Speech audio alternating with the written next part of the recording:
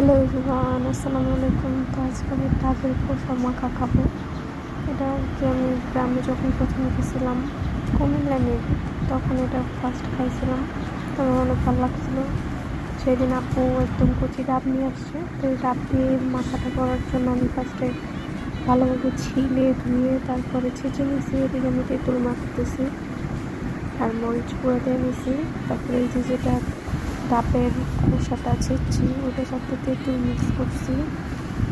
এটার ভিতরে বেশি কিছু লাগে না, তেঁতুল, তারপর হচ্ছে ডাবের খোসা আর হচ্ছে মরিচের গুঁড়ো আর লবণ লাগে। এছাড়া তেমন কিছু একটা লাগে না। আর বিশ্বাস করেন পুরো চাল তাপে এত মজা, তো স্মেলটাই অনেক ভালো লাগে। আপনারা চাইলে খেতে পারেন বানায়, আর খেলে অবশ্যই কমেন্ট করে জানাবেন কেমন লাগছে। আমার কাছে অনেক ভালো লাগে, আমি প্রায় এই মাখটা করে খাই। তো আমি অনেকদিন ধরে এরকম ভিডিও দিতে পারতেছি না, বা আমার আইডিতে ভিডিও ছাড়তেছি না। চিন্তা করলাম এই ভিডিওটা ছাড়ি, দেখি কী হয়। আমি জানি অনেকে বাজে মন্তব্য করবেন, কিন্তু না খেয়ে বাজে মন্তব্য করাটা ঠিক হবে না।